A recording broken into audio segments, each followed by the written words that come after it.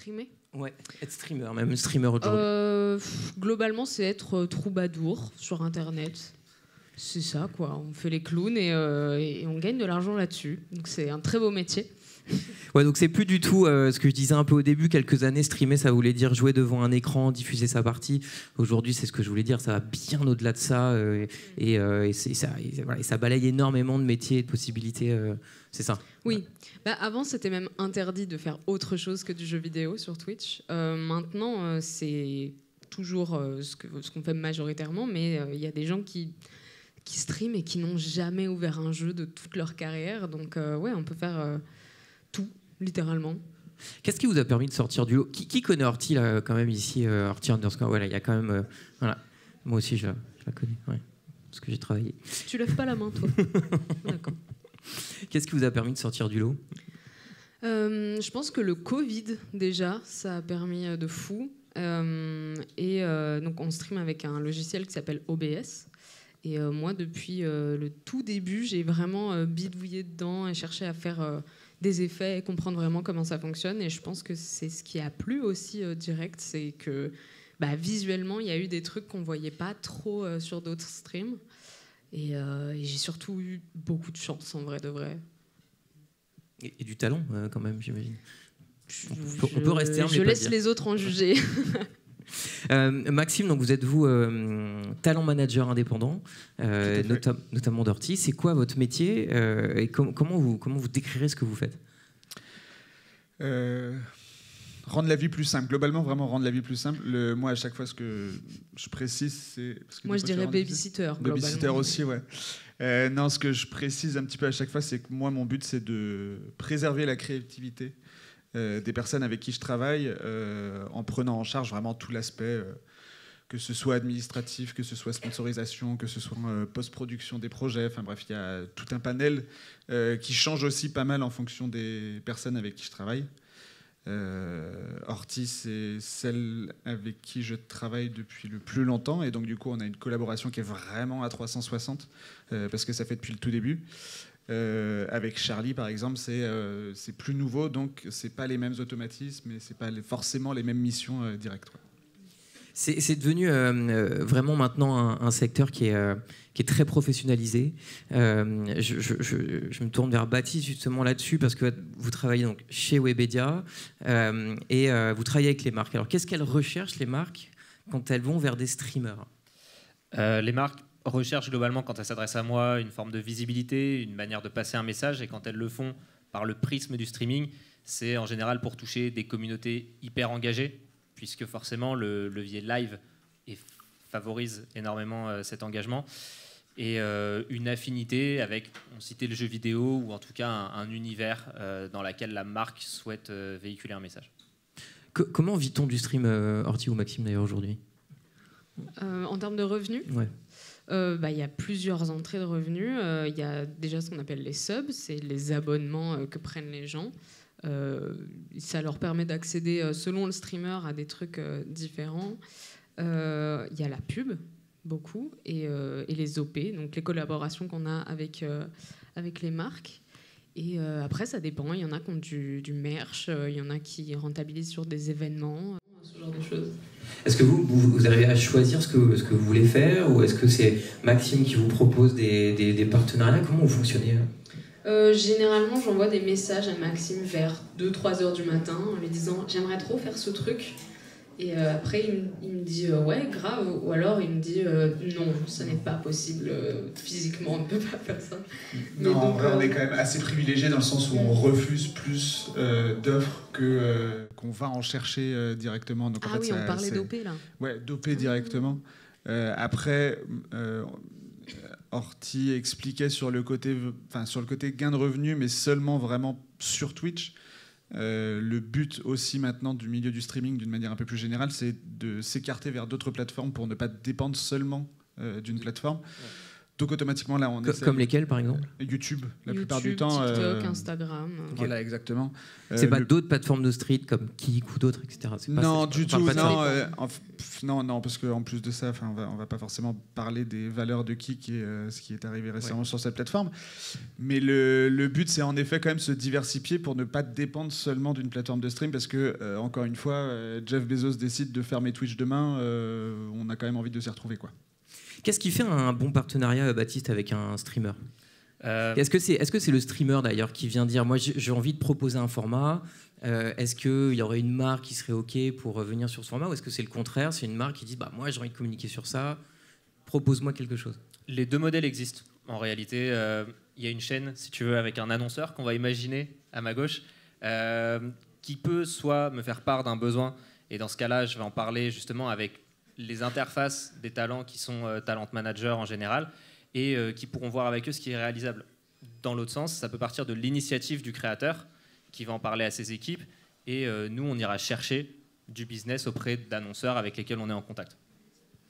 Ouais, qu'est-ce qui est le plus, on va dire, sympa à faire, Orti? C'est plutôt proposer un format ou attendre qu'une marque nous dise bah, tiens, j'aimerais bien venir faire une collab? Proposer quelque chose, c'est toujours cool parce que ça veut dire que c'est un projet qui te tient à cœur de base.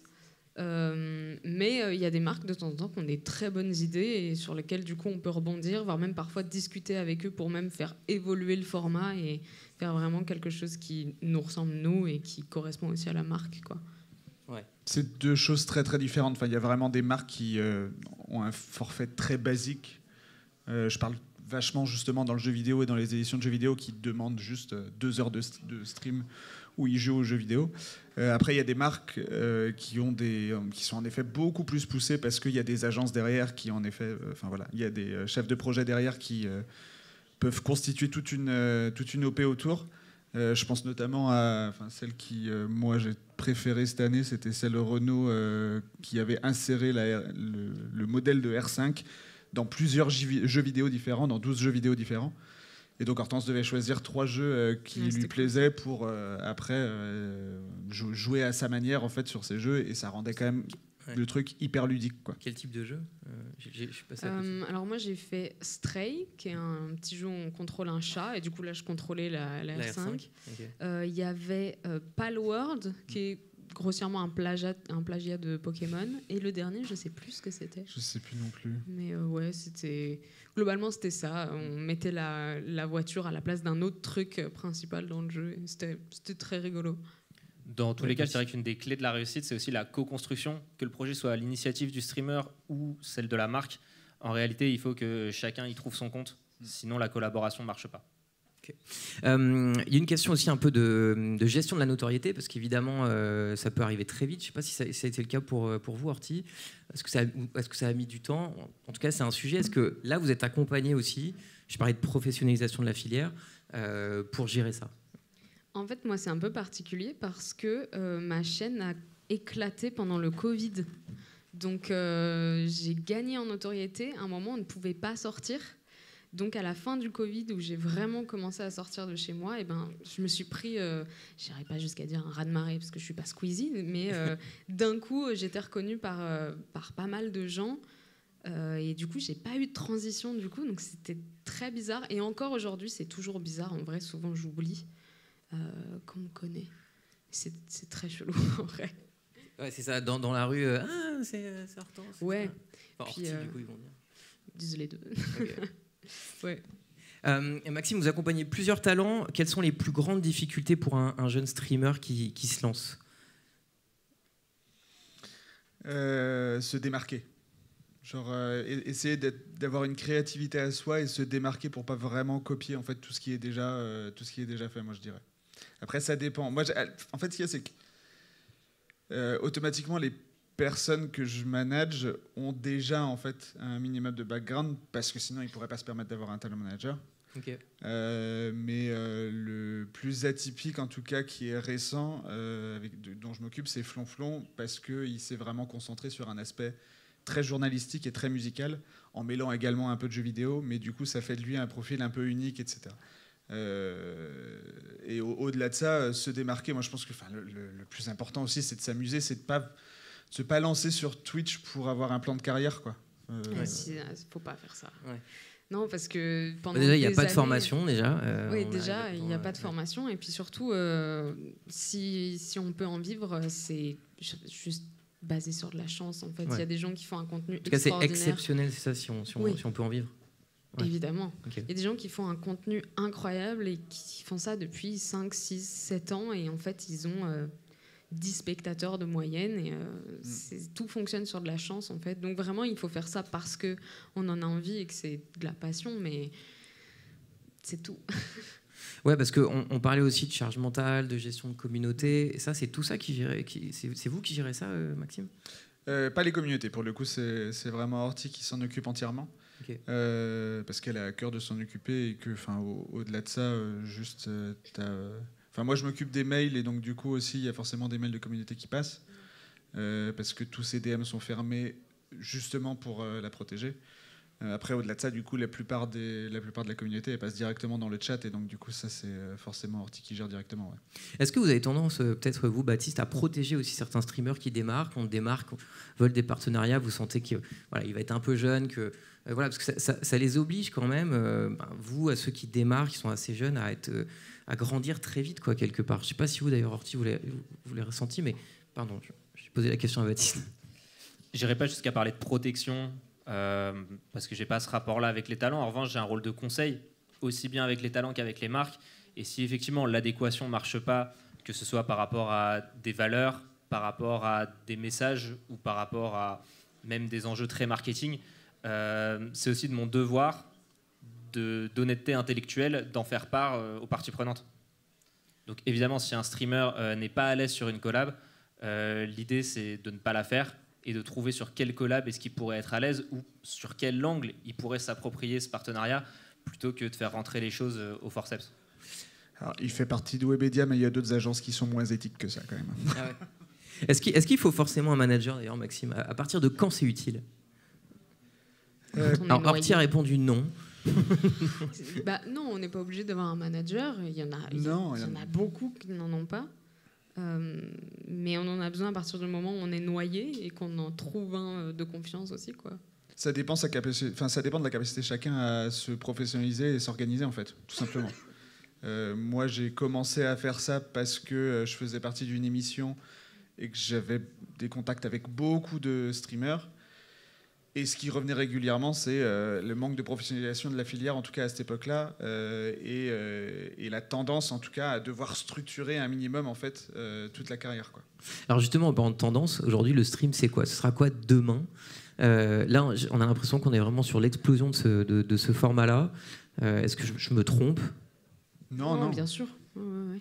Non, je pense qu'il y a une démocratisation et une popularisation du stream, ça, il n'y a aucun doute là-dessus. Ouais, là, c'est exponentiel. Qu'est-ce que ce sera demain ?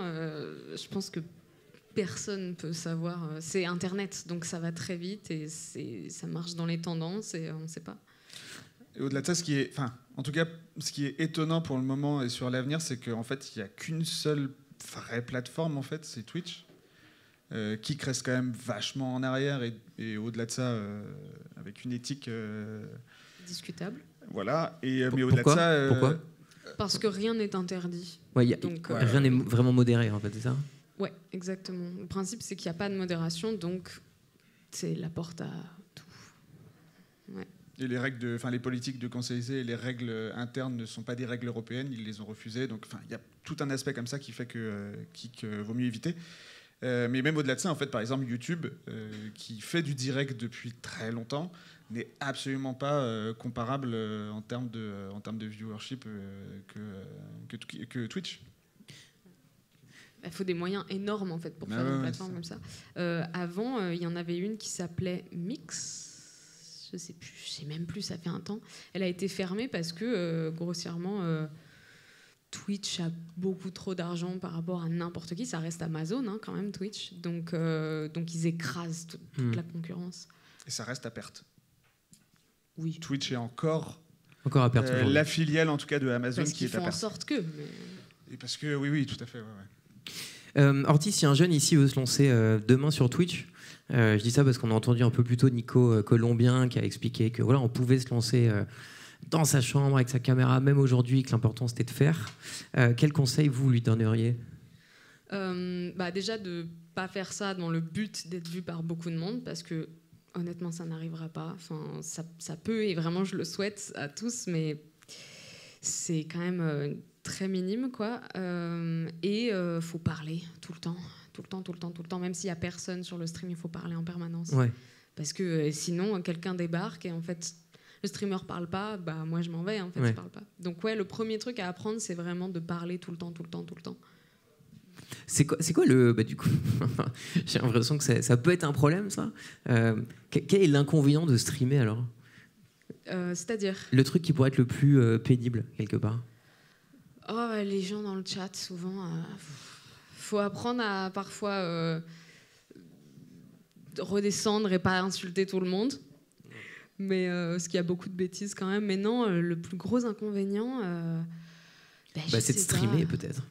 Oui, je pense que quand même, on dépend de notre connexion Internet.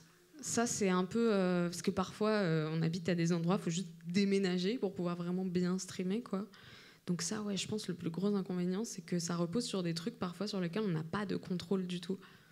C'est parce que, je parlais de professionnalisation encore, c'est un métier, quoi. Il faut être là de manière récurrente, s'organiser, avoir un agenda. C'est tout ça. Il y a même des moments où on se dit là je dois streamer mais j'ai pas forcément envie. On est à la fois acteur, agent pour ceux qui n'en ont pas. On est cadreur, on est vidéaste en fait de manière générale. Surtout, en fait, Twitch est une plateforme qui ne met pas en avant les petits créateurs parce qu'ils n'ont pas d'intérêt à faire ça. Donc maintenant, les gens les streamers mettent beaucoup de leur contenu sur TikTok, etc. Parce que c'est là où les gens peuvent tomber sur eux. Donc c'est vraiment les gens qui grind. Ils font que ça toute la journée. Ils streament et après ils prennent des extraits de leur stream pour les mettre au format TikTok. Et en fait, ils font que ça. Et la dernière partie de leur journée, c'est trouver des idées pour les streams d'après. Donc ça, c'est un truc qui est très dangereux aussi, c'est que mine de rien, il y a beaucoup de streamers qui font des burn-out à cause de ça et qui ne s'en rendent pas compte parce que ça reste créatif et on a quand même cette idée de le stream c'est très facile, enfin on reste chez soi, on fait des trucs qu'on aime bien, donc il y a beaucoup ce truc où on se dit mais j'ai pas le droit d'être fatigué parce que je fais ce que j'aime. Donc le burn-out arrive très vite. Et au-delà de ça, en fait, c'est un métier ça vous d'image. Est arrivé ? Pardon ? Ça vous est arrivé peut-être ? Monsieur Le Serre est là pour, justement pour cette raison, hein, c'est clair. Ouais, c'est vrai, vous avez besoin d'aide à un moment donné, quoi. Ouais. Puis il y a savoir aussi dire stop, en fait. Ouais. Puis maintenant, c'est plus le cas, mais il y a 4-5 ans, en fait, les marques ne se rendaient pas compte, c'était pas professionnalisé du coup. Donc les gens nous envoyaient des mails tout le temps, mais même à 2-3 heures du matin. On recevait quand même des trucs. Donc, en fait, le travail, je mets des guillemets parce que j'ai l'habitude de faire ça, mais le travail ne s'arrête jamais. Donc, on ne décroche jamais. Et comme on travaille chez nous, il n'y a pas ce truc à la fin de la journée où on rentre et on est posé, etc. Donc, c'est vraiment tout le temps. Et donc, au bout d'un moment, c'est un peu fatigant, quoi. Et je pense que le truc le plus dangereux, en fait, c'est plutôt ça. Puis, j'irais aussi un peu les haters. Donc, vous avez participé au GP Explorer d'il y a 2 ans, oui. C'est ça.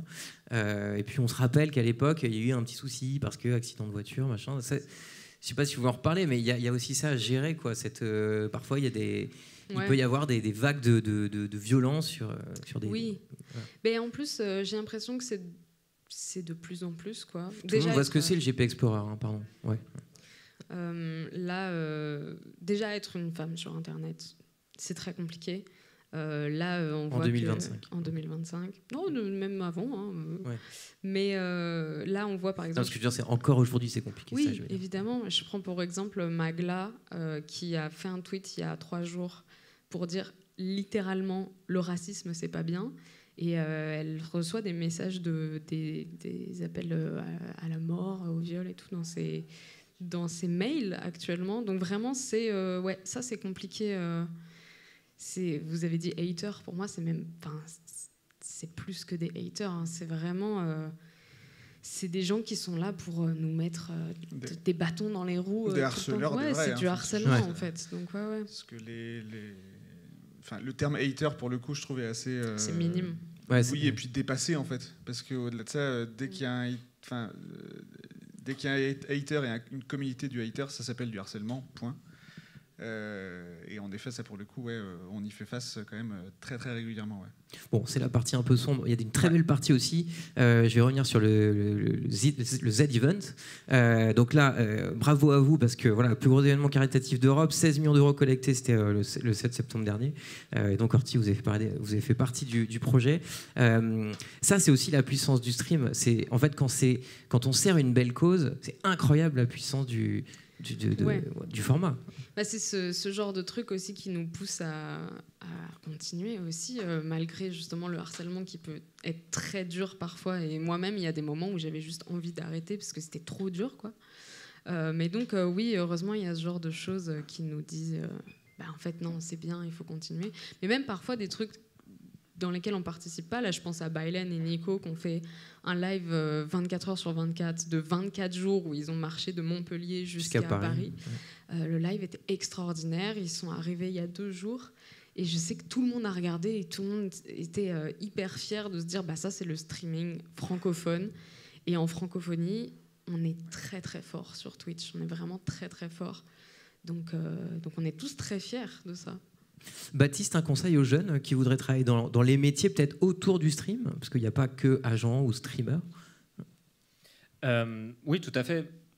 Il y a plein de métiers autour. On parle de creators economy parce que c'est réellement une économie dans laquelle on a tous les 3 des professions qui sont différentes et il y en a encore une multitude qui ne sont pas représentées à cette table ronde. Au final, je dirais que c'est une orientation de secteur plus qu'une orientation de métier, qu'il y en a pour tous les goûts. Pour travailler autour de l'industrie du divertissement en ligne. On peut être quelqu'un qui aime les chiffres, on peut être quelqu'un qui aime le contact, on peut être quelqu'un qui aime l'opérationnel et travailler dans ces métiers-là.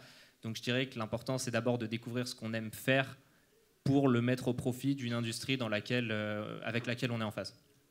Merci beaucoup. Je vais prendre une question avant de clore cette table ronde. Est-ce que quelqu'un a une question ici dans l'audience? Est-ce que vous voulez poser des questions à Horty, Maxime ou Baptiste? Oui.